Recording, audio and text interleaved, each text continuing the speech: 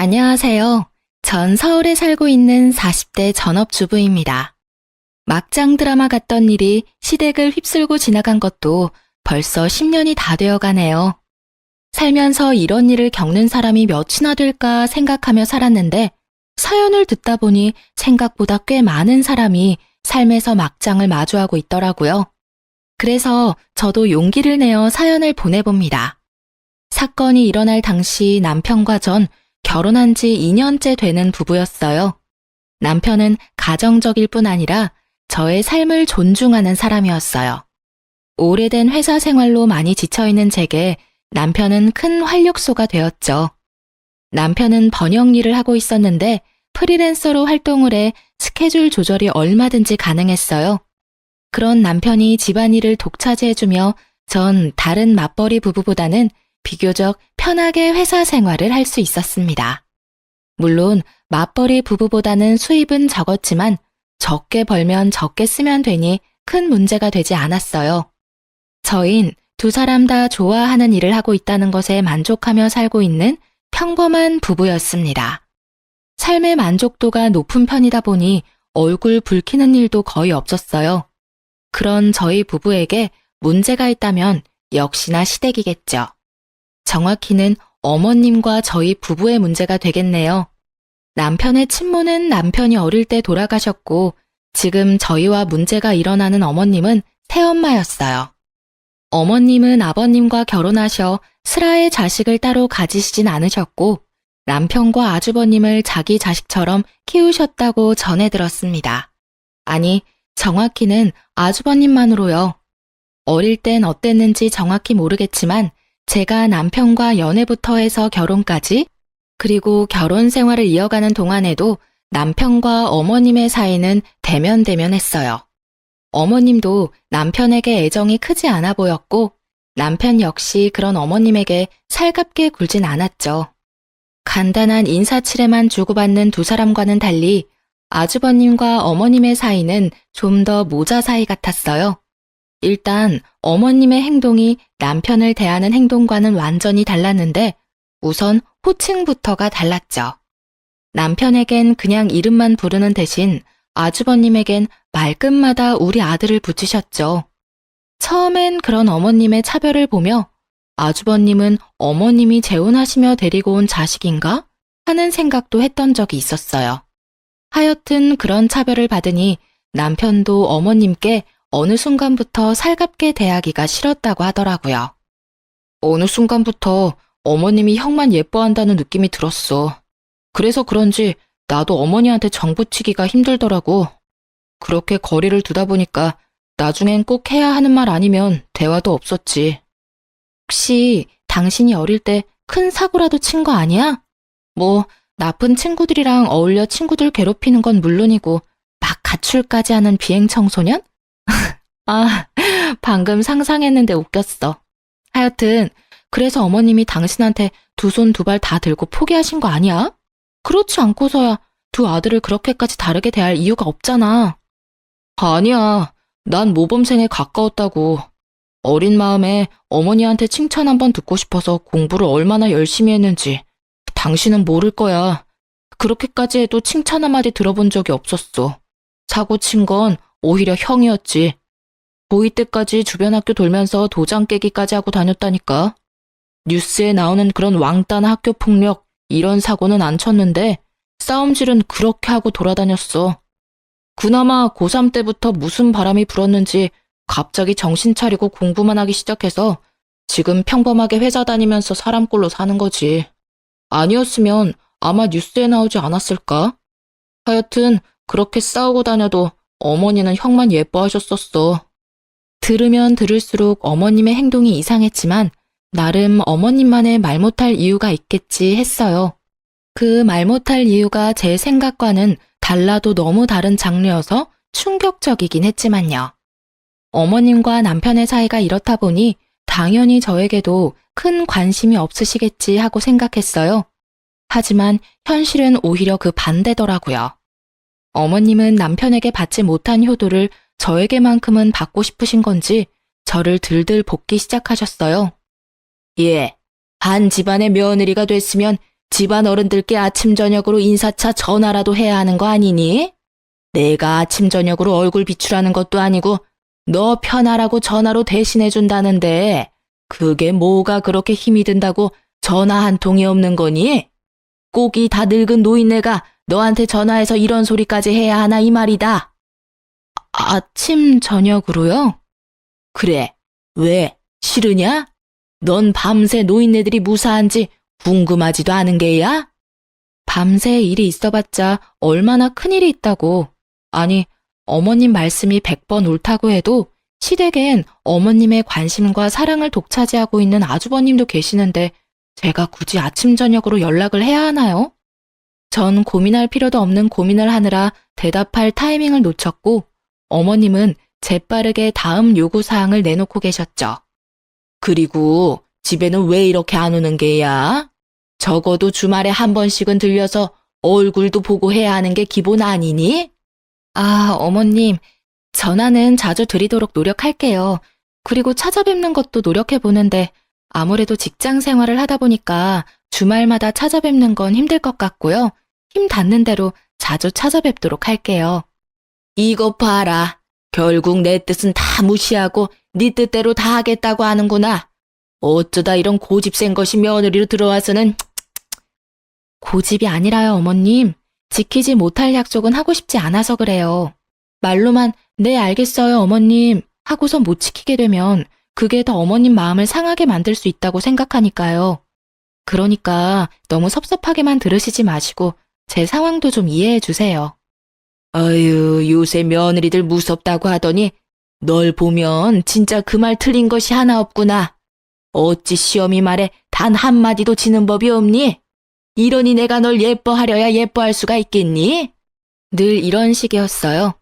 과한 요구를 하시면서도 전혀 과하다고 느끼시지 않는 어머님과 곧 죽어도 빈말은 하지 않는 저. 그야말로 칼과 방패의 싸움과도 같았어요. 하지만 그런 저도 며느리였고 계속 무시하기엔 곤란한 상황인 것도 분명했죠. 그래서 전 남편을 어르고 달래 한 달에 한 번 정도 시댁으로 향했어요. 이런 저희 부부가 어머님의 마음에 들 리가 없었고 그렇게 저희 부부와 어머님은 얼굴 붉히는 일이 많아졌습니다. 어머님은 남편은 혼낼 수 없으니 저에게 이상한 꼬투리를 잡으시며 저를 혼내기 일쑤였고 그런 모습을 지켜만 보고 있을 리 없는 남편은 제 방패막이가 되어 어머님과 거침없이 맞서고 남편의 행동에 마음이 상할 대로 상해버린 어머님은 절 또 괴롭히셨죠. 그렇게 반복되는 상황은 정말이지 지겹고도 최악이었죠. 그러던 어느 날 저에겐 한 줄기 빛과도 같은 소식이 전해졌습니다.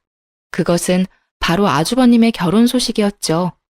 결혼에 관해 아무 말도 없던 아주버님의 갑작스러운 결혼 발표는 시댁 식구에겐 큰 기쁨을 가져다 주었어요. 물론 저에게도요. 형님이 생기면 이 메비우스 띠와도 같은 상황이 조금은 나아질 것이라 생각했으니까요. 예비 형님이 되실 분은 저보다 한 살이 많고 부모님은 계시지 않는다고 전해 들었어요. 그래서 상견례 대신 밖에서 시댁 식구, 저, 그리고 예비 형님. 이렇게 간단한 식사로 상견례를 대신한다고 전해 들었죠. 그래서 예비 형님은 편한 자리라고 생각했었을까요? 약속 장소로 나간 저는 경악을 금치 못했습니다. 예비 형님은 제 입이 다 벌어지게 시원한 차림으로 약속 장소에 나타나시더군요. 형님은 눈을 어디에다 두어야 할지 알 수 없는 깊이 파인 끈 민소매에 아주 짧은 반바지를 입고 있었어요.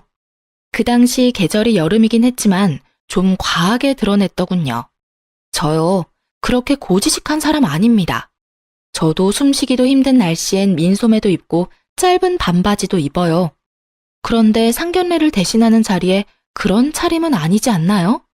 전 별것도 아닌 것에 내가 너무 오바해서 생각하나 하는 마음에 식구들의 눈치를 살피니 모두 저와 같은 생각인지 표정이 어둡더라고요. 단 한 사람, 어머님만 빼고요.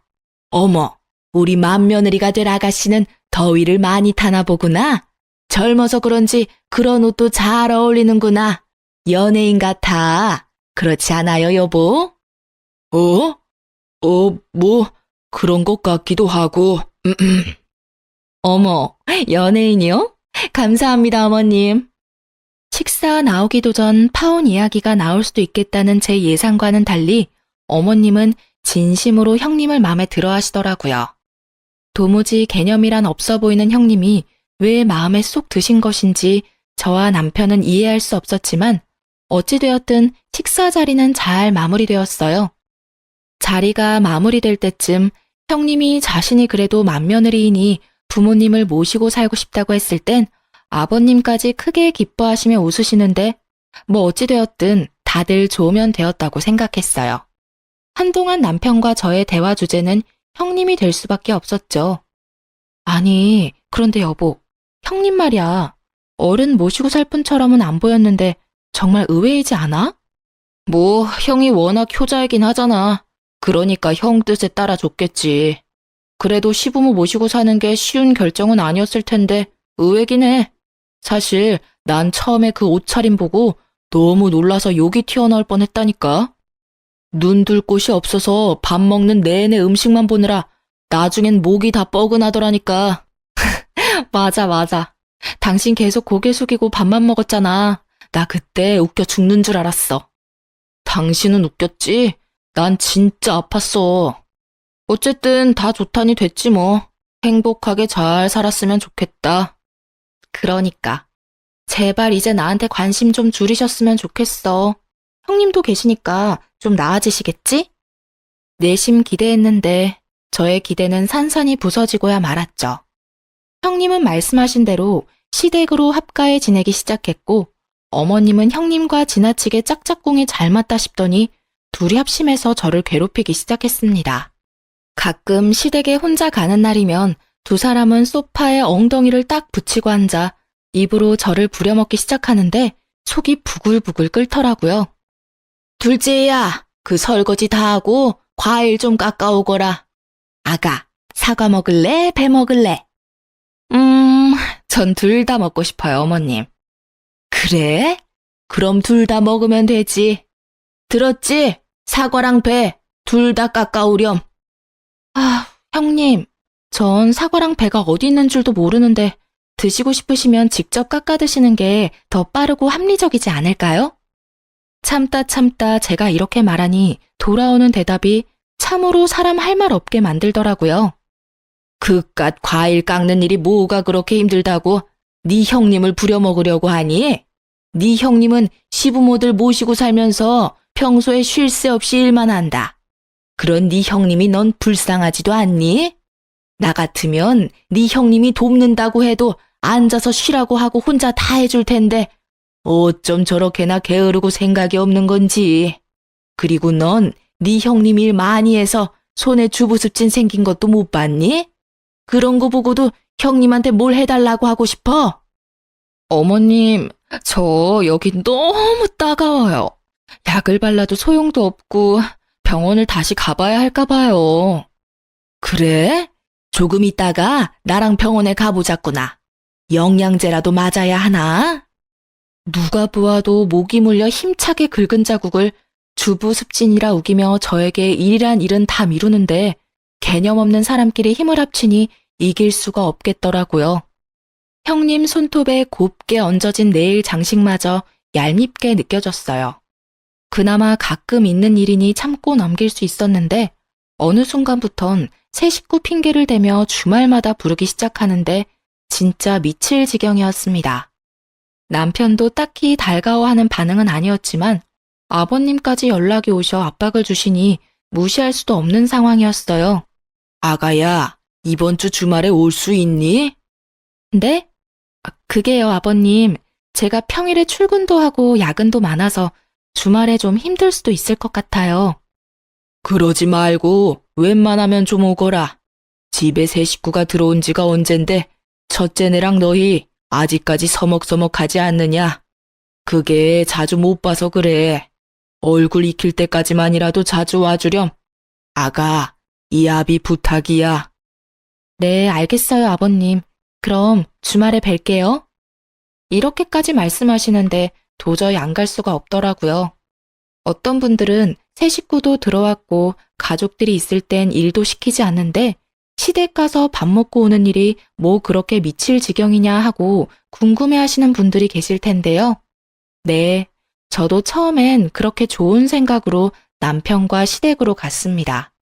하지만 어머님은 저희의 좋은 마음을 싹 다 망쳐놓기에 부족함이 없으신 분이었죠.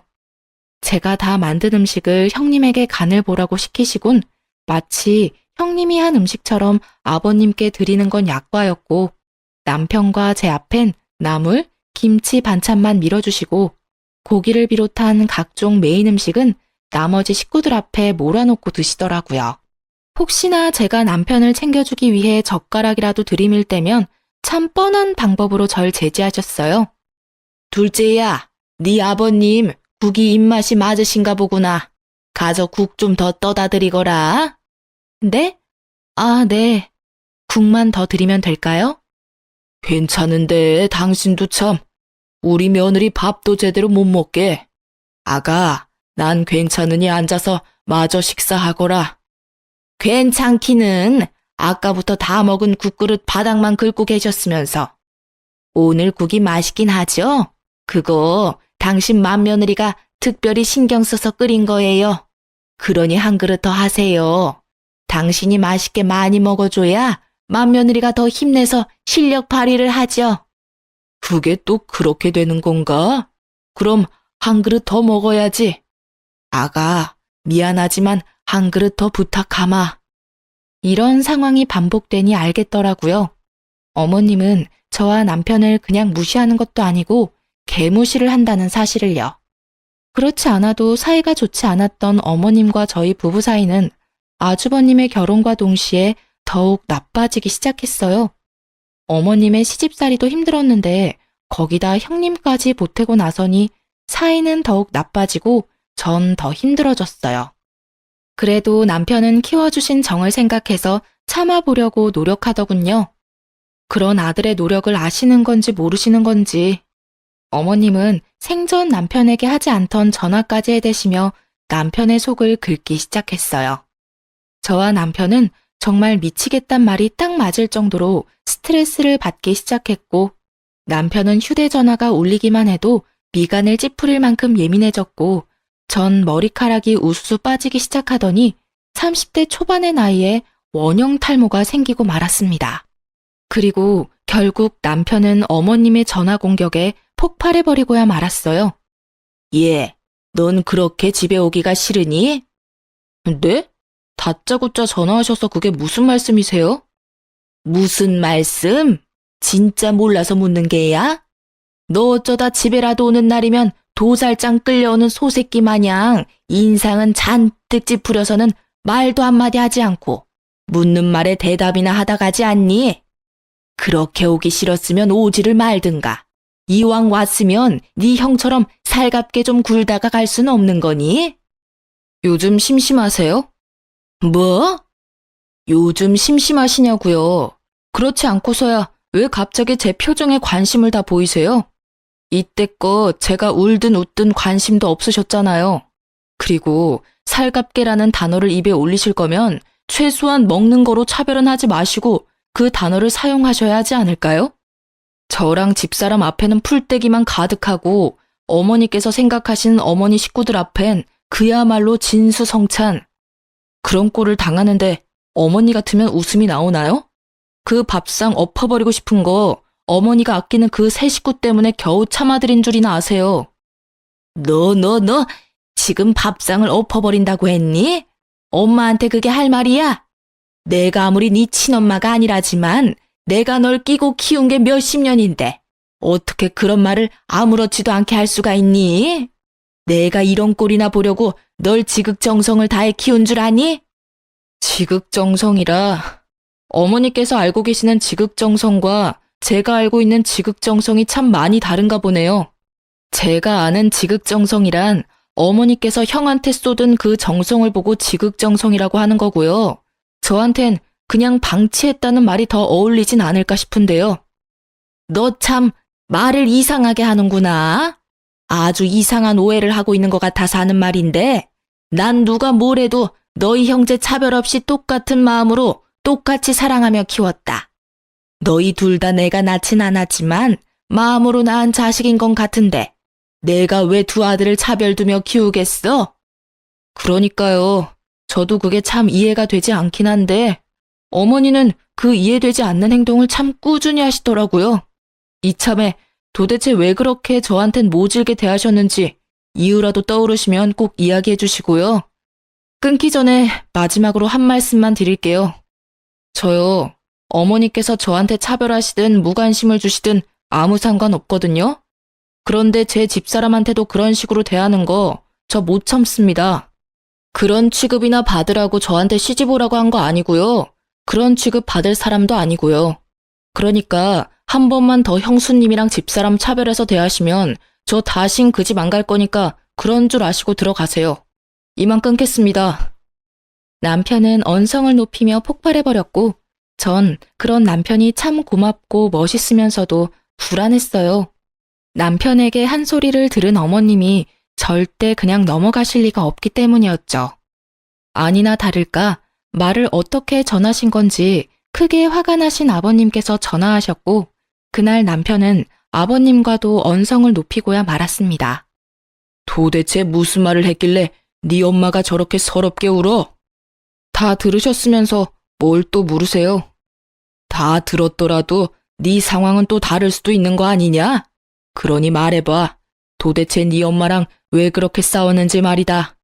이때껏 잘 참던 네가 이번엔 참지 않은 데엔 그럴 만한 이유가 있을 거 아니냐? 제가 말씀드리면 믿기는 하실 거예요? 아버진 늘 제가 무슨 말을 해도 어머니 편이셨잖아요.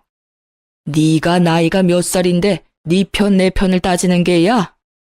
제가 오죽하면 이 나이 먹고 편을 따지겠어요. 하긴 이런 생각은 애초에 하시는 분이 아닌데 제가 괜한 어리광을 부렸네요. 그런데요, 아버지, 제가 처음부터 이랬을까요? 그리고 처음부터 참기만 했을까요?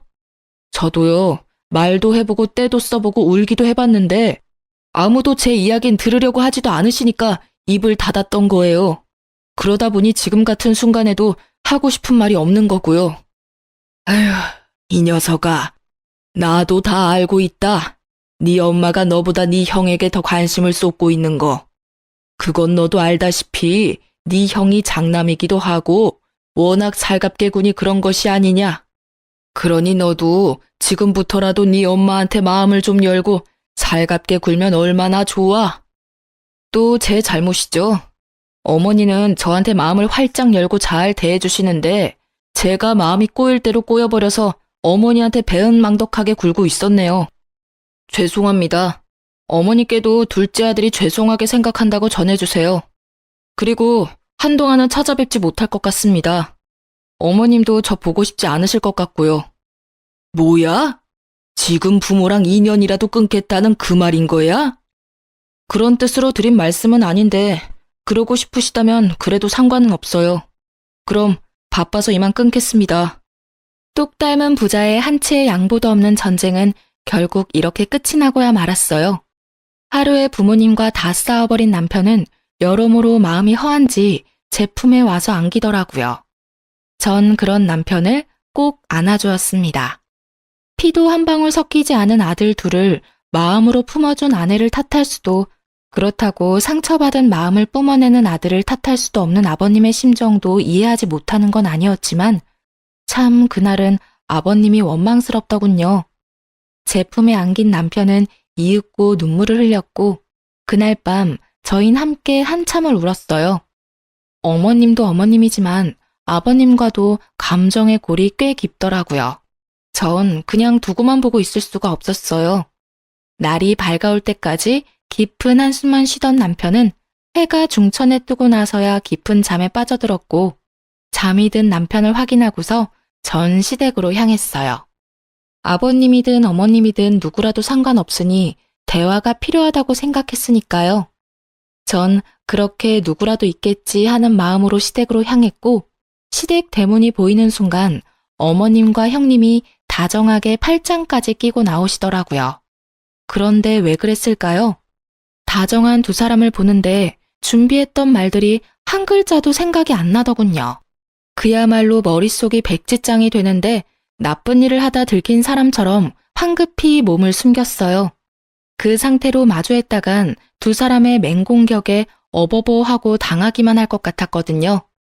골목길로 몸을 숨겨 큰 상자들 뒤에 숨어 있는데 어머님과 형님이 무어라 대화를 하며 걷다 진지한 이야기를 하는지 걸음을 멈추고 대화에 집중하기 시작했어요. 짧은 시간에 순간적으로 숨었던 터라 두 사람과의 거리가 꽤 가까웠고 지은 죄도 없는데 왜인지 들키면 절대 안 된다는 생각이 들며 몸을 잔뜩 웅크리던 그때였어요. 충격적인 대화 내용에 두 손으로 입을 틀어막아 버렸습니다. 얼마 후 둘은 멀리 사라져갔고 저는 온몸이 굳어버리고 말았죠. 전 일단 비어있는 시댁에 들렸다가 집으로 향했어요. 그리고 남편과 꽤 긴 시간 진지하게 대화를 했습니다. 제가 들은 모든 이야기를 남편에게 더하지도 빼지도 않고 말하려 애썼고 제 이야기를 다 들은 남편은 일단 기다려보라며 제가 시댁에서 가지고 온 물건을 가지고 나가더군요. 그렇게 시간은 흘러 주말이 되었습니다. 남편은 잔뜩 굳은 얼굴로 말하더라고요. 옷 입어, 나가자. 전 드디어 그날이 왔구나 했습니다. 남편은 외출 채비를 마친 저를 데리고 시댁으로 향했어요. 시댁엔 여느 주말과 다름없이 온 가족이 다 모여 있었죠. 다른 것이 있다면 굳은 표정의 아버님과 그런 아버님의 눈치를 살피는 아주버님이었어요. 어머님과 형님은 이런 무거운 분위기 속에서도 뭐가 그리도 좋은지 봄날에 머리에 꽃 하나 꽂은 미친 여자들처럼 하하호호 신나 있더라고요. 한 치 앞도 보지 못하는 그 해맑음에 절로 혀끝이 차지더군요. 저희 부부가 집 안으로 들어서자 아버님은 가족 모두를 한자리로 모았고 그제야 저희를 발견한 어머님과 형님은 입을 삐죽이며 저희 맞은편에 앉았어요. 왔구나. 앉거라. 다들 여기 모여봐. 쟤들은 또 왜 왔대요? 당신이 불렀어요? 나 아직 둘째네 보고 싶지 않다고 했잖아요. 당신이 아무리 이런 자리 만들어도 내 마음 풀리지 않는다고요. 둘째 제가 나한테 어떻게 했는지 다 말했잖아요. 어머님은 불만 가득한 목소리로 따지듯이 아버님을 향해 쏘아붙였고 아버님은 더는 참을 수 없다는 듯 주먹으로 바닥을 내리치시며 말씀하셨어요. 그만! 그 입 좀 다물어. 분위기 파악이 그렇게나 안 되는 거야? 아니 여보. 왜 그래요? 무슨 일이 있어요? 그러게요 아버님. 무서워요. 너도 그 입 다물거라. 지금은 두 사람 목소리조차도 듣고 싶지 않으니. 화를 꾸역꾸역 참고 계시는 아버님은 남편을 바라보셨고 그런 아버님의 눈빛을 읽은 남편은 아까부터 품에 꼭 끼고 있던 서류 봉투를 내밀었습니다. 그 서류 봉투엔 유전자 정보 연구라고 적혀 있었고 서류 봉투를 유심히 보던 어머님과 형님은 얼굴이 새파랗게 질려가기 시작했어요. 그래요. 제가 두 사람을 피해 박스 뒤로 몸을 숨긴 날 제가 들은 충격적인 대화는 이러했습니다. 그러면 그 방해꾼은 이제 완전 나가리 된 거야, 엄마? 그게 그렇게 쉬운 줄 알아? 보채지 말고 기다려. 뭐든 다 순서가 있는 거야. 그래도 이제 거의 다 왔으니까 우리 딸은 즐길 준비나 해. 생각만 해도 너무 좋아. 그 진드기 같은 둘째만 몰아내면 이 집 재산이 다 내 것이 될 수 있다니. 처음에 엄마가 볼 거 하나 없는 남자에다가 엄마 아들이란 남자랑 결혼하라고 했을 땐 우리 엄마가 아주 아프구나 했는데 역시 우리 엄마는 더 큰 그림을 그리고 있었어. 대단하고 존경해 엄마. 내가 생떼 같은 내 새끼인 너 떼놓고 남의 자식을 20년을 넘게 키웠는데 나한텐 땡전 한 푼 안 주고 자기 자식들 앞으로 다 물려준다니 그 꼴은 내가 못 보지. 남매끼리 결혼시킨 꼴이라 그게 좀 그렇긴 하지만 뭐 어떠니? 엄연히 피 한 방울 섞이지 않은 남인데. 어쨌든 넌 네 동서나 더 괴롭혀. 더 힘들게 하란 말이야. 이렇게 된 이상 둘째네한테 한 푼도 흘러가게 둘 수는 없지. 어떻게 해서든 둘째네랑 인연을 끊게 만들어서 네 남편이 이 집 재산 다 물려받게 만들어야 한다고. 알겠어? 그럼 나만 믿어. 나도 엄마 그렇게 집 나가고 아빠도 일찍 죽어버리고 고아로 산 지난 세월 제대로 보상받아야 하겠으니까. 고아는 무슨? 엄마가 몸만 여기 있었다 뿐이지 야금야금 너한테 해준 돈도 꽤 될 텐데. 그땐 그 돈이 엄청 많아 보였는데 이 집에 들어와 보니 푼돈이더라고. 나 무슨 일이 있어도 이 집 재산 다 차지하고 말 거야. 당연하지. 둘째랑 영 끊고 나면 그 재산 누구한테 다 가겠니? 당연히 장남인 네 남편한테 다 가지. 넌 그냥 그 돈으로 평생 떵떵거리면서 살아. 어휴, 이런 당연한 소리 그만하고 밥이나 먹으러 가자. 그 노인네 오늘 일찍 들어온다고 했어. 빨리 갔다 와서 또 밥 차려야지. 나이도 많은 노인네가 쓸데없이 입맛만 좋아서는 무슨 밥을 그렇게 먹니? 아주 귀찮아 죽겠어. 운은 얼마나 좋은지 그 흔한 교통사고도 안 난다니까. 하여튼 그 노인네 명줄도 길어. 그날의 충격이 아직도 잊히지 않네요. 네, 맞습니다. 형님은 어머님의 첫 번째 이혼을 할 당시 데리고 오지 않은 딸이었습니다. 딸의 남은 가족이었던 전 남편이 죽자 어머님은 남몰래 시댁의 재산을 빼돌려 딸을 돕고 있었던 겁니다. 뭐 그것까지 어떻게 욕을 하겠어요. 하나뿐인 딸이 고아가 되어 이 험한 세상을 혼자 힘들게 살게 생겼는데 엄이라는 사람이 혼자 호의호식하면서 살 수는 없었을 그 맘 전혀 이해가 되지 않는 것은 아니었어요. 하지만 아버님이 자기 자식에게 물려주실 재산이 탐나 부모 자식 간의 연을 끊어놓다뇨. 하물며 가족들을 속이고 어머님의 친딸을 며느리로 끌어들이다뇨. 상식이 통하지 않는 사람인 건 알았지만 정말 제가 생각했던 것보다 더욱 상식이 없는 사람이더라고요. 그 뒤로 무슨 말이 더 오갔지만 멈췄던 걸음을 이어가며 나눈 대화라 자세히 듣지 못했습니다. 사실 더 듣지 않아도 뻔했으니 위험을 감수하며 두 사람을 뒤쫓을 필요가 없었어요. 전 그 길로 시댁으로 들어가 어머님과 형님의 칫솔을 챙기고 여유분 칫솔을 찾아두고 나왔어요.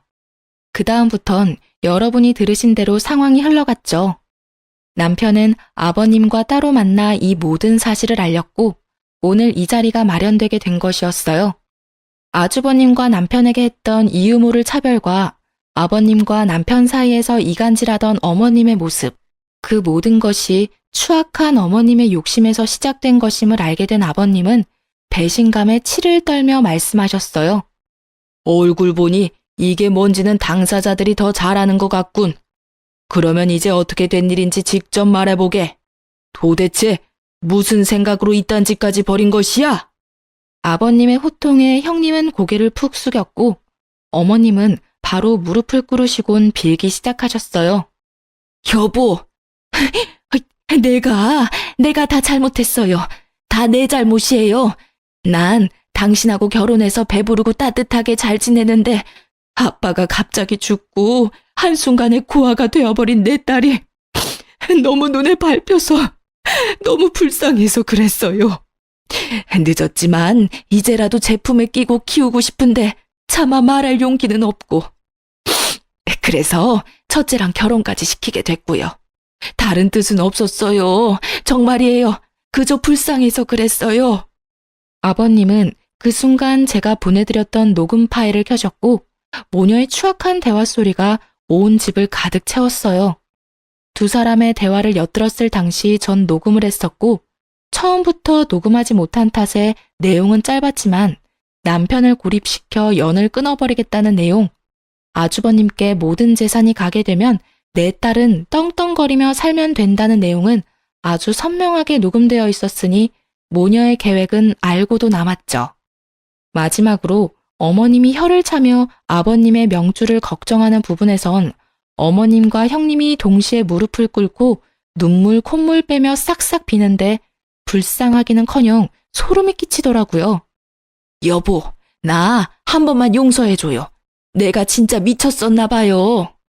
조금 전까지 그저 불쌍해서 그랬다고 하더니 이젠 변명거리도 없는지 그저 잘못했다며 울더군요. 형님은 아주버님께 매달리고 있었고요. 여보, 나 버릴 거 아니지? 우리 사랑했잖아. 난 그저 엄마한테 속아서 그랬어. 내가 진짜 돈만 보고 당신이랑 결혼했겠어? 당신을 사랑하니까 이런 짓까지 한 거지. 내 말 믿지? 나 믿지? 나 안 버릴 거지? 사랑? 네가 지금까지 나한테 한 행동 다 사귀고 기만이야. 내가 이거 소송 걸잖아? 너 그러면 바로 잡혀가. 알고는 있어? 그런 상황에 사랑 타령이 하고 싶어? 사기? 기만? 나 그런 마음도 없었고 그런 거 몰라, 여보. 나한테 그렇게까지 할 거야? 나 사랑하잖아. 아니, 사랑했잖아. 사랑? 비슷한 거 하긴 했지. 근데 지금은 전혀 아니고 지금은 그냥 내 눈앞에서 널 치우고 싶은 마음뿐이야. 그리고 소송 같은 건 안 할 거니까 그 대신 내 눈앞에 다신 네 머리카락 한 올이라도 보일 생각조차 하지 마. 이건 부탁 아니고 협박이니까 잘 새겨듣고. 알겠어? 아주버님의 말을 전혀 알아듣지 못한 형님은 더 거세게 아주버님의 바짓가랑이 붙들며 매달리기 시작했고, 아주버님은 거칠게 형님을 밀쳐내셨어요. 어머님과 형님은 더욱 크고 서럽게 울며 싹싹 빌기 시작했고요. 아버님과 아주버님은 그런 두 사람에게 더는 듣고 싶은 말이 없으신지 두 사람을 끌어다 밖으로 쫓아내 버리셨습니다. 그리고 그날 아버님은 눈물까지 보이시며 남편에게 진심을 담은 사과를 전하셨어요. 지훈아, 내가 미안하구나. 내 진작 그 여자가 치훈이 너에게는 유달리 모질다는 것쯤은 알고 있었지만 내가 나서서 무어라 하기는 곤란한 입장이었다. 그래서 그냥 언젠가는 두 사람도 정을 붙일 거라고 했던 게 이 상황을 이렇게까지 만든 것 같아 내가 정말 미안하구나. 이 못난 아비를 용서해 주겠니? 용서라고 할 게 있나요? 가족끼리? 저도 지난번에 버릇없게 굴어서 죄송해요, 아버지.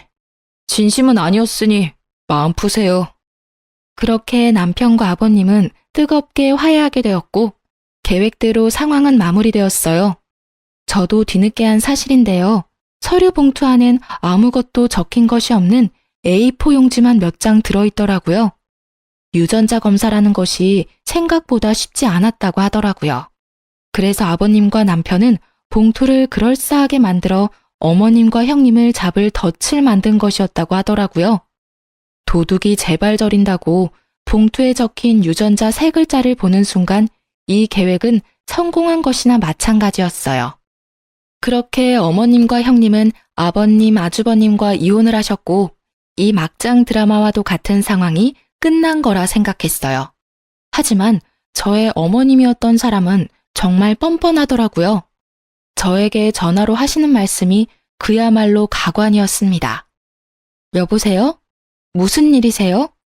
아가, 잘 지냈니? 전 덕분에 잘 지내요. 제가 바빠서 그러는데 용건만 말씀해 주시면 안 될까요?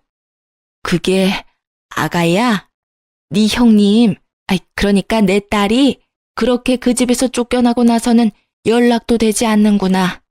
내가 자기한테 어떻게 했는데 어떻게 그 애가 나한테 이럴 수가 있는지. 에휴. 그래서요? 하소연이나 하시려고 전화하신 거예요? 그래서 말이다. 아가, 내가 갈 데가 마땅치가 않아. 내가 갈 곳이 생길 때까지만 너희 집에서 좀 지내면 안 되겠니? 네? 뭐라고요? 지금 저희 집에서 사시겠단 이 말씀이세요? 그래. 그동안의 정이란 게 있지 않니? 그래도 내가 네 남편을 무려 20년 넘는 세월을 키운 사람인데 그 정도는 해줄 수 있는 거 아니니?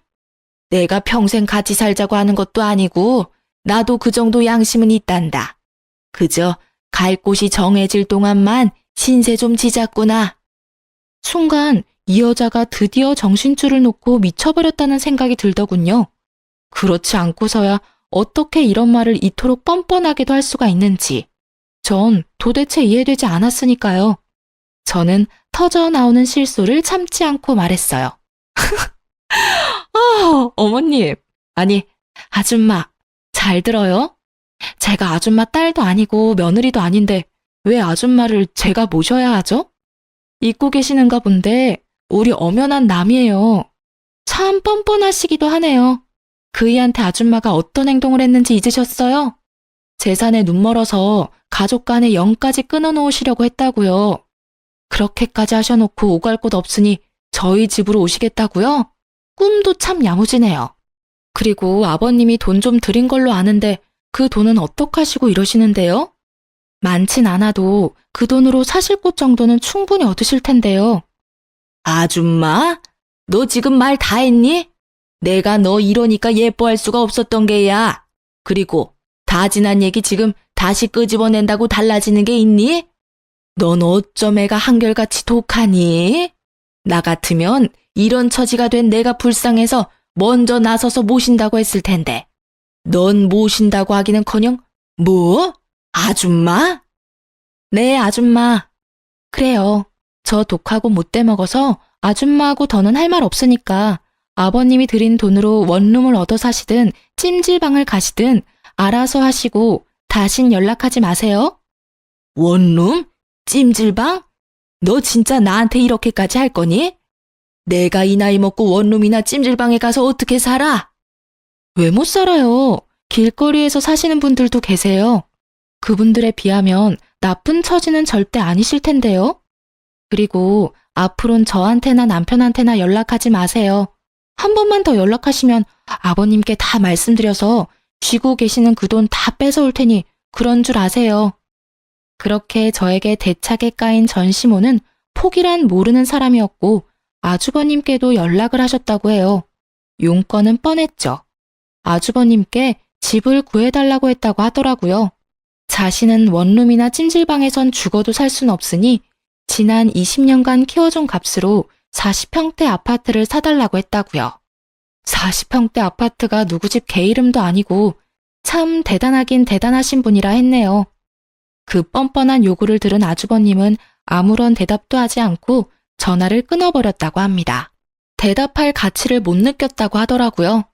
그리곤 바로 아버님께 모든 사실을 알렸고 아버님은 전 시모에게 연락을 해 다시 이런 연락을 한다면 그나마 줬던 돈을 다 뺏겠다고 단단히 못 박았다고 합니다.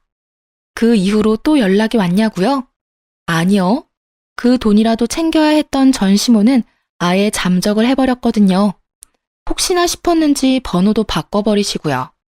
잠적한 또 다른 한 사람, 바로 전 시모의 딸. 그 여자의 소식은 의외의 장소에서 전해 들을 수 있었어요.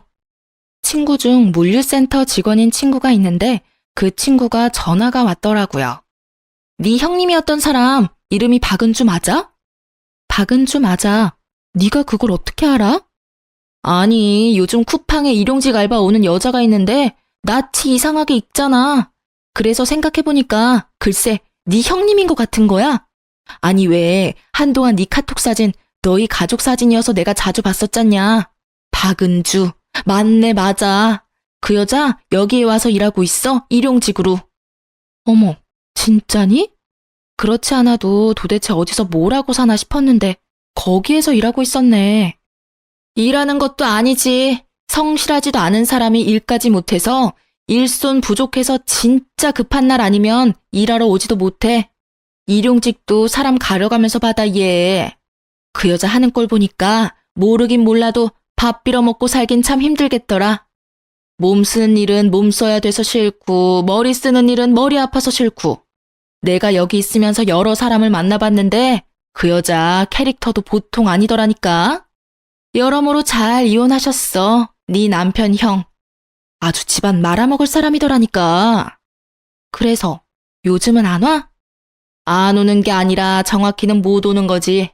뭐 어제는 급해서 부르긴 했는데 하는 꼴 보니 한동안은 또 못 올 것 같더라.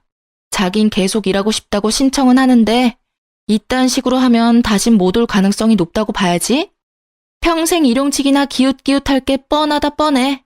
아니지. 일용직도 힘들 수도 있겠다. 일만 못하는 게 아니라 사람들이랑 잘 어울리지도 못하더라고. 그렇게 싸워. 그냥 막 싸워. 여기저기 시비도 잘 걸고 시비도 잘 걸리고. 하여튼 또 그 여자 일하러 오면 또 말해줄게. 친구 말을 들어보니 아직 정신 차리려면 멀었다고 생각했네요. 그래도 언젠가는 인생 살아는 게 쉽지 않다는 걸 좀 깨달았으면 하네요. 그런 날이 과연 올 줄은 모르겠지만요. 이렇게 드라마 같은 시댁 사건도 끝이 났습니다. 막장 드라마를 보며 저런 일이 일상에서 일어날 수 있는 걸까? 하고 생각했었는데 생각보다 다양한 사람들이 가까운 곳에 살고 있더라고요. 막장은 결코 먼 곳에 있는 것이 아니었어요. 저희는 행복하게 잘 살아가고 있어요. 아주버님은 그 사건 이후 이제 결혼 생각은 없다며 아버님께 물려받은 회사에 몰두하고 계세요. 아버님이 계실 때보다 매출이 오르는 것을 보면 아주버님 능력이 대단하시긴 한가 보더라고요. 아, 참고로 남편에게도 회사로 들어오시길 권하셨지만 남편이 단칼에 거절했어요. 남편은 회사에 관심도 능력도 없다며 확실히 못 박았죠. 아버님은 그런 남편을 많이 아쉬워하시며 지금 살고 있는 저희 집과 시골의 땅을 좀 주셨어요. 그렇게 대충 재산 정리를 하신 아버님은 요즘 저희보다 더 바쁘신 삶을 지내고 계세요.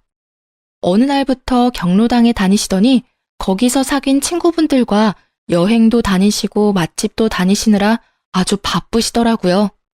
그 사이 저희에겐 남편을 뚝 닮은 아들이 태어났어요. 지금은 5살인데 크면 클수록 아버님이 보이는 것이 유전자의 힘이란 참 대단하구나 싶어요. 3대가 나란히 걷고 있는 모습을 뒤에서 보면 모르는 사람이 봐도 한 핏줄이구나 싶을 정도로 체형, 걸음걸이가 닮았어요. 아, 그리고 저흰 아버님이 주신 땅에 집을 지을 계획이랍니다. 그 집에서 온 가족들과 다 함께 모여 살면 어떨까 싶어서요. 모여 살다 보면 또 크고 작은 문제들이 생겨날 수도 있겠지만 워낙 큰일을 겪었다 보니 다 헤쳐나갈 수 있을 것만 같아요. 행복하게 살아볼 테니 다들 응원해주세요. 이로써 제가 드릴 말씀은 끝이 났네요. 다들 제 이야기 들어주셔서 감사합니다. 행복하세요.